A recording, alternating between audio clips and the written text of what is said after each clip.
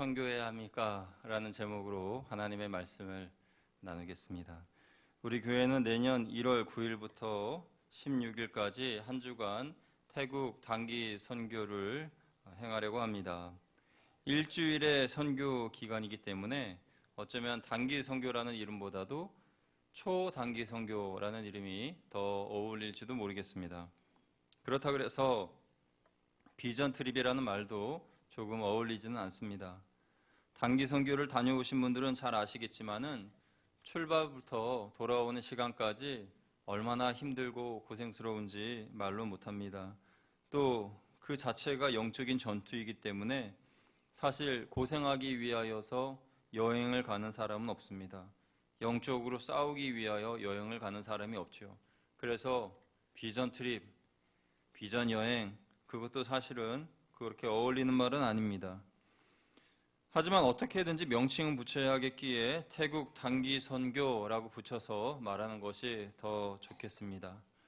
복음을 전파하는 것은 크게 두 가지로 나눠서 생각해 볼 수가 있습니다. 전도와 선교로 나눠서 생각해 볼 수가 있는데, 전도는 국내의 전도 대상자들을 목표로 복음을 전하는 것이 전도이고, 선교는 해외의 전도 대상자들을 상대로 복음을 전하는 것이지요. 그렇다면 우리 교회가 시행하려는 이 태국 단기 선교는 전도보다 선교라고 부르는 것이 더 맞겠지요.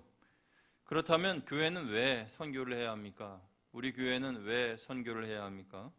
첫째로 교회는 예수님이 선교하기 위하여 세우신 공동체이기 때문에 그렇습니다. 마태복음, 마가복음, 누가복음, 요한복음 이 4복음서를 보게 되면은 그 마지막 끝맺음이 선교로 끝나고 있는 것을 보게 됩니다. 마태복음 28장 19절 20절 보면은 그러므로 너희는 가서 모든 민족을 제자로 삼아 아버지와 아들과 성령의 이름으로 세례를 베풀고 내가 너희에게 분부한 모든 것을 가르쳐 지키게 하라.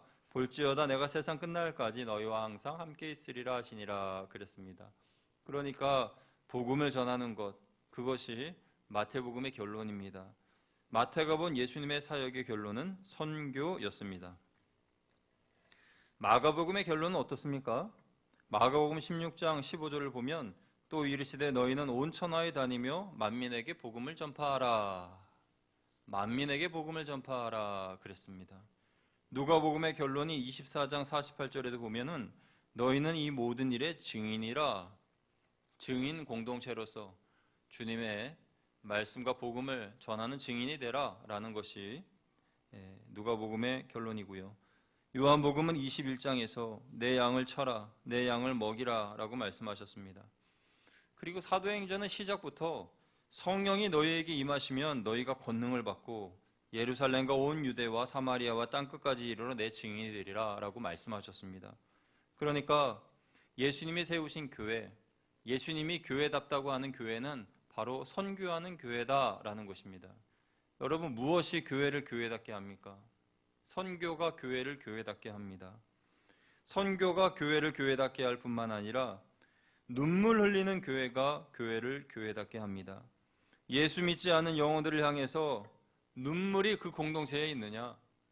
예수 믿지 않는 민족을 향해서 눈물을 그 교회가 흘리고 있느냐에 따라 그 교회는 교회로서의 정체성을 회복할 수가 있습니다. 그 눈물이 교회 안에 있느냐 없느냐에 따라 그 교회의 교회됨이 달라진다라는 것이죠. 교회는 세상의 사교단체와는 다릅니다. 교회는 분명한 목적이 있습니다. 그것은 바로 영혼 구원입니다. 첫째는 전도를 통해 가까이에 있는 국내에 있는 이들을 전도하는 것이고, 둘째는 선교를 통해 해외에 계신 선교사님들을 돕고 또는 직접 도우며 선교에 동참하는 것입니다. 우리 교회의 모든 성도님들은 거룩한 주일에 교회에 오셔서 예배를 드리시고 또 예배 드리신 후에 저마다 공통의 숙제를 가지고 집으로 돌아가시는 겁니다. 그 공통의 숙제가 무엇일까요? 바로 복음을 전하는 것입니다. 국내의 전도, 국외의 복음 전파인 선교, 이것을 우리가 가지고 그 숙제를 가지고 돌아가는 것입니다. 하나님께 예배드리러 온 우리에게 하나님이 왜 은혜를 베풀어 주십니까? 한 주간 세상에서 잘 살라고 하나님이 은혜를 베풀어 주신 것이겠죠? 네, 맞습니다. 한 주간 우리가 세상에서 잘 살기 위해 하나님은 우리에게 은혜를 주십니다.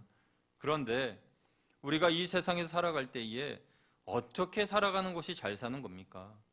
잘 살아가라고 은혜를 주셨는데 그러면 어떻게 살아가는 것이 잘 사는 거예요? 예수님의 사랑을 전하면서 사는 것이 잘 사는 것이겠죠.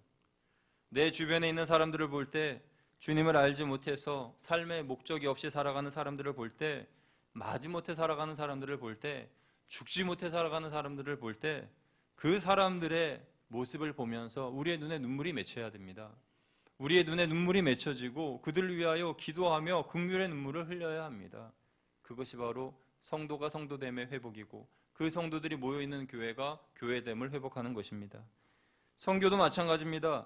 우리나라, 우리 민족, 우리 땅을 넘어서서 주님을 알지 못하는 다른 민족의 사람들을 생각할 때 눈물이 나고 긍휼한 마음이 생기고 문화를 넘어서 언어를 넘어서 그들에게도 복음이 전파되기를 간절히 원하는 마음, 그 마음이 있을 때 선교할 수 있습니다.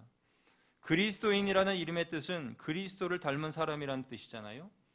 그렇다면 예수님을 닮았다면 예수님께서 사복음서를 통해서 또 사도행전을 통해서 교회를 세우신 목적이 선교라는 것이 분명한데 왜 우리는 선교 안 합니까? 앞뒤가 안 맞잖아요. 그리스도인이라는 이름은 그리스도를 닮은 사람들이 그리스도인인데 예수님이 교회를 세우신 목적이 선교하기 위하여 세우셨는데 그러면 예수님을 닮았다고 하는 성도들이 예수님의 목적으로 세워진 교회가 선교를 하지 않는다? 그것은 존재 목적 자체가 잘못된 겁니다.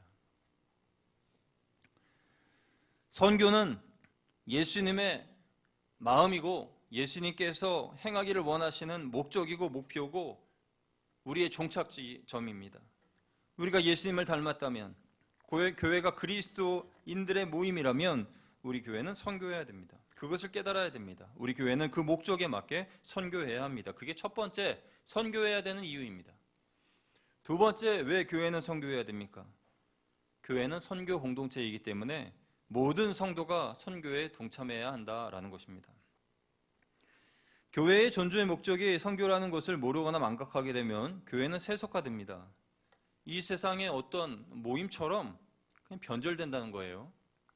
여러분, 교회 안에서 우리가 신앙생활을 할 때에 예수님께서 왜 교회를 세우셨는지에 대한 목적을 분명히 알아야 됩니다. 왜 예수님께서 교회를 세우셨습니까? 왜 거양교회가 이곳에 세워졌지요? 여러분, 예수 믿지 않는 사람들을 교회가 전도하고 선교하지 않는다면 왜 교회가 존재해야 합니까? 물론 교회는 예수님을 구주로 믿는 사람들의 공동체입니다. 그래서 예배도 드리고 성경 공부도 하고 신앙 교육도 합니다. 그런데 그래서 어떻게 하자는 겁니까? 양육 받아서 성경 지식을 많이 쌓아서 그래서 어떻게 하자는 거예요? 교회에 성도님들이 많이 옵니다. 많이 와서 지난주보다 더 늘어나고 이번 주보다 다음 주에 더 많이 늘어나고 그래서 200명이 250명이 되고 250명이 300명의 교인이 되었습니다. 그래서 어쩌자는 겁니까? 그렇게 양쪽으로 늘어나면은 교회가 교회됨을 회복하는 겁니까? 교회가 교회로서의 역할을 감당하는 겁니까? 그것이 하나님 앞에 자랑거리입니까? 자랑거리죠. 그런데 그거보다 더 큰 자랑거리는 그렇게 성도들이 늘어감과 동시에 선교하며 복음 전하며 믿지 않는 영혼들이 구원받는 그런 영혼들이 늘어나는 것을 우리는 주 목적으로 삼아야 한다는 것입니다. 교회는 예수님을 구주로 믿는 믿음의 공동체여서 교회 안에 모여있는 성도들을 위하여서 신경을 써야 됩니다. 그러나 그것이 전부는 아닙니다. 전도와 선교가 우리의 목표가 되어야 됩니다. 가만히 보면 전도 안 하는 교회가 싸웁니다.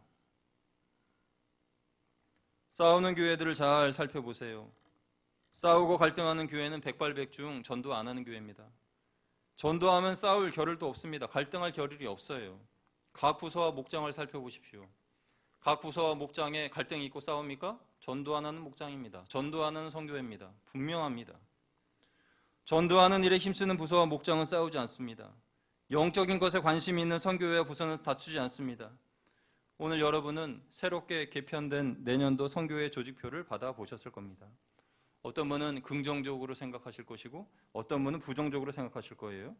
그런데 이렇게 바뀌게 된 이유는 선교와 전도를 위해서입니다.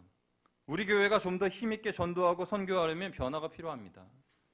그 변화는 선교회에서부터 시작되어야 됩니다. 여러분, 남성교회가 왜 선교회입니까? 남성교회 이름이 왜 남성교회예요? 선교하시라고 선교회 아닙니까? 여전도회는 왜 전도회입니까? 전도하라고 전도회 아니에요? 세상의 모임과 다릅니다. 그 이름 자체가 틀립니다. 어떤 계모임이 아니잖아요. 그 이름의 뜻이 있습니다. 모든 성도들이 내가 바로 선교사다라는 생각을 가지고 그 선교의 계획에 동참해야 합니다. 오늘 우리는 단기 선교 발대식을 하지만 단기 선교를 떠나는 그 몇 명만 발대식을 하는 게 아니라 여러분 모두가 다 발대식을 하는 거예요. 여러분 모두가 다 선교사입니다. 가는 선교사, 보내는 선교사. 그 시간이 비록 일주일밖에 안 되는 짧은 시간이지만 그들을 우리는 보내고 우리는 위하여 기도합니다. 전부 다 선교사입니다. 우리는 생각을 넓혀서 확장시켜야 됩니다. 만약에 내가 가정주부라고 할 때에 가정주부는 선교를 못합니까? 선교사라는 개념을, 마인드를 가지고 살지는 못하는 것입니까? 가정주부는 자신을 가정주부라고 생각하기 전에 여러분 집으로 보낸받은 선교사라고 생각하셔야 됩니다. 그래서 가정주부이기 전에 나는 가정선교사로서 모세와 같은 자녀로 우리 아이들을 키우는 선교적 사명을 가지고 있는 사람이다. 이렇게 생각을 하셔야 됩니다. 아멘. 그런 생각으로 마음을 바꾸면 불신자의 집에 시집을 갔다 하더라도 원망하지 않아요. 왜냐하면 나는 선교사로서 믿지 않는 우리 집을 변화시키려고 보냄받은 선교사이기 때문에 그렇죠. 선교사님들이 가는 그 나라가, 그 땅이 복음화되어 있는 나라에 선교하러 가시진 않잖아요. 복음이 들어가지 않은 그 땅으로 선교하러 가시는 것 아니겠습니까? 그렇다면 믿지 않는 집에 시집 갔다고 할 때에 이런 생각을 가지면, 내가 선교사라는 생각을 가지면 그런 마음으로 그 가정을 위하여 기도할 수가 있겠죠. 이때를 앞둔 청년들은 군대에 썩으러 간다는 생각부터 버려야 합니다. 생각 자체를 고쳐야 돼요. 군대에서 생활하는 이 2년 기간 동안 나는 내 시간이 썩어 들어간다. 나는 허무한 시간을 보낸다. 그런 생각을 버려야 돼요. 청년들이 군대를 갈 때에도 나는 국방의 의무를 이행함과 동시에 군대라는 황금 어장에 복음을 전하러 간다. 이렇게 생각을 해야 합니다. 복음을 전하러 가는 선교사다라고 생각을 해야 합니다. 그런 생각을 통해서 2년간의 시간이 썩는 시간이 아니라 천국의 상급을 쌓는 시간이 될 수 있는 것이죠. 교회가 성장하려면 선교를 해야 합니다. 주님의 지상명령에 순종하는 교회는 하나님께 복을 받을 수밖에 없습니다. 하나님께로부터 재정적인 복을 받으려면 교회는 선교해야 됩니다. 셋째로, 교회가 선교해야 되는 이유는 사랑의 빚을 갚아야 하기 때문입니다. 우리나라는 선교라는 사랑의 빚을 진 나라입니다. 100년 전에 가난하고 질병으로 가득한 이 죽음의 땅 조선에 선교사님들이 오시지 않았다면 오늘 우리들이 어떻게 이 자리에 모여 예배드릴 수가 있었겠습니까? 미국에서, 영국에서, 유럽에서 각 나라에서 선교사님들이 복음을 전하러 들어오셨기 때문에 이 땅에 복음 전하러 들어오셨다가 순교하신 그분들 때문에 오늘 우리가 있는 것이죠. 그렇기 때문에 우리 모두는 선교라는 사랑의 빚을 진 사람들입니다. 그렇다면 우리 교회도 선교하는 것이 마땅한 것입니다. 선교는 넉넉한 후에 하는 것이 아닙니다. 교회의 재정이 넉넉해지고 성도님들의 헌금이 많아져야 할 수 있는 것이 선교가 아닙니다. 오히려 부유해지면 정력과 탐심으로 인해서 선교를 못합니다. 교회의 부흥의 비결은 당장 주님의 지상 명령에 순종하는 것입니다. 선교는 모든 교인들이 동참해야 되는 주님의 지상 명령입니다. 교회 안에서 선교에 관해서 남몰라라 하는 사람이 한 사람도 있어서는 안 됩니다. 지위 고하를 막론하고 남녀노소를 막론하고 모든 성도는 다 선교에 동참해야 합니다. 오늘 선교 발대식을 하는 우리 교회에 여러분 모두가 다 동참해 주실 줄로 믿습니다. 아멘 소리가 이렇게 작아가지고 어떻게 동참을 하겠습니까? 동참해 줄 줄로 믿습니다. 우리 교회의 모든 성도가 선교에 동참할 때 우리 교회는 놀라운 기적이 일어나게 될 겁니다. 우리가 교회의 존재 목적이자 본질 안으로 들어가려고 힘쓸 때에 우리는 성령님께서 하시는 역사, 하나님의 놀라운 손을 보게 될 것입니다. 많은 성도님들이 내 인생의 끝날에 뭘 해야 할 것인가에 대해 고민합니다. 은퇴 후에 뭘 해야 될지, 내가 이후에 노후에 뭘 해야 될지를 생각하시는 분들이 많이 계시죠. 젊은 분들부터 그런 생각을 하지 않습니까? 사회가 노령화되고 의학이 발전해서 평균 수명이 늘어나고 그에 비하여서 정년이 줄어드는 이때를 우리가 살아가고 있습니다. 그렇다면 은퇴한 이후에 우리의 시간들은 참 많은 시간들입니다. 그런 시간들을 어떻게 보낼지에 대해 고민하는 분들이 계시다면 말씀드립니다. 이것저것 생각하실 것 없습니다. 선교하십시오. 복음을 위해 쓰임받다가 천국에 가시는 것보다 더 큰 상급이 어디 있겠습니까? 사랑하는 거양교회 모든 성도 여러분, 교회란 무엇입니까? 어떤 교회가 좋은 교회입니까? 좋은 성도님들이 모인 교회가 좋은 교회입니다. 그렇다면 어떤 성도님들이 좋은 성도님들입니까? 예수님 닮은 교인들이 좋은 성도님들입니다. 우리는 그리스도인이라는 이름으로 불리면서 그리스도를 닮지 못했습니다. 이것은 모순입니다. 그리스도인은 그리스도를 닮아야 합니다. 그리스도이신 예수님께서 교회를 세우신 목적이 선교임을 깨달았다면 우리는 그리스도인으로서 당당히 선교 사역에 동참하는 선교사가 되어야 됩니다. 교회는 목사가 만들어가는 곳이 아닙니다. 교회는 예수님을 구주로 고백하는 모인 성도들이 만들어가는 곳이 바로 교회입니다. 성도들이 매주 모여서 싸움질만 하면 그 교회는 싸우는 교회라고 소문납니다. 성도들이 등록하시는 새 교우를 수용하지 못하고 받아들이지 못한다면 그 교회는 끼리끼리 교회가 됩니다. 성도들이 봉사는 남에게 미루고 놀러가는 것에만 관심을 갖는다면 그 교회는 노는 교회로 바뀝니다.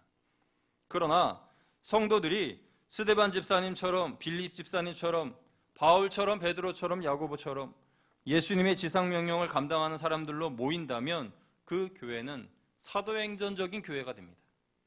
사도행전의 놀라운 기적을 써가는 교회가 됩니다. 사도행전에서 보여주었던 그 교회가 실현된다는 것입니다. 과연 우리 교회는 어떤 교회입니까? 우리 거양교회는 진짜 교회입니까? 정말 우리 교회는 거룩하고 순결합니까? 성도님들은 순종하고 헌신되어 있습니까? 초대교회에서 일어나던 모든 기적들이 오늘 우리 교회 안에서도 일어나고 있습니까? 우리는 그런 교회를 꿈꿉니다. 저는 우리 거양교회가 반드시 그와 같은 사도행전적인 교회가 될 줄로 믿습니다. 우리 거양교회의 모든 성도님들은 과거의 기억을 되씹으면서 추억에 젖어 사는 분들이 한 분도 없으시기를 바랍니다. 추억에 젖어 사는 것이 아니라 오늘 하루하루 성령님께서 내게 행하시는 놀라운 기적들을 체험하면서 사도행전의 역사를 써내려가는 저와 여러분 되시기를 축원드립니다. 그 부흥의 역사를 써내려가는 주역들이 여기 모였는데 보내는 분들뿐만, 가는 사람들뿐만 아니라 보내는 우리 모두가 다 한마음이 되어서 하나님의 놀라운 영광을 보게 되기를 주님의 이름으로 축원드립니다. 기도하겠습니다.